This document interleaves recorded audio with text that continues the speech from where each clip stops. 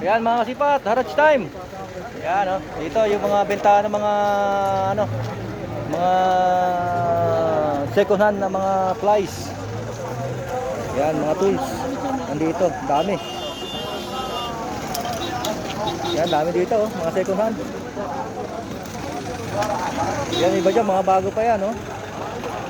Ayan, pag dadayuin nyo yung ano, yung lugar na to, nandito lang sa may ano, sa harapan ng Al-Raji Bank. Yan. Ang dami na dito. Kaya wala na kayong pagbimahin dito pag ano, kailangan nyo ng mga gamit. Kaya kompleto yan dito.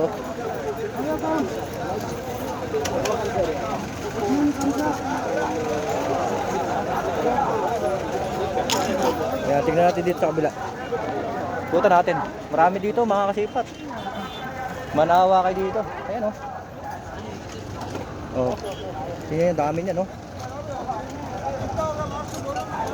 Yung naghahanap kayo ng mga ano, gamit sa pambahay. Yan, kung meron kayong mga gagawin. Nandito na lahat. Pati mga brush yan, meron na rin. Yan, mura lang bentahan dito. Makakuha ka dito simula 3 real siguro hanggang 10 real. Kaya mataas siguro mga 20. Yan, dahil dito. Yan oh. Puro second hand yan. Second hand tsaka mga brand new na gamit nandito yung mga tools. Yan, para alam niyo po. Yan oh. Ang dami niyan dito. Yan, ikutan natin.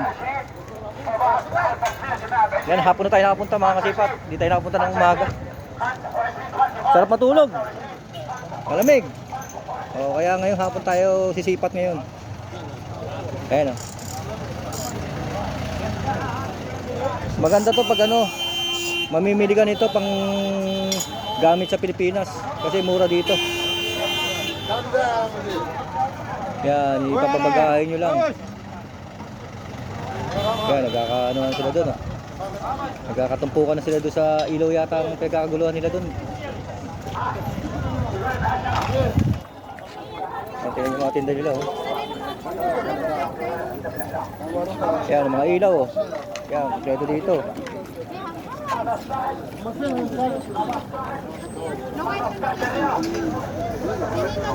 Yan, tingnan natin mga kasipat ito. Ano ba itong pinagkakaguluhan nila dito?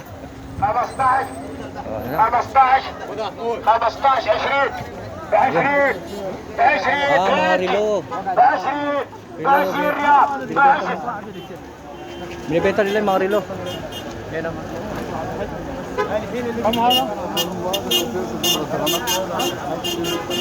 Yan o. Yan, sobrang dami. Hindi tayo makasingit. Yan mga kasipat ha, abang-abang na po sa next video natin. Thank you for watching, bye bye.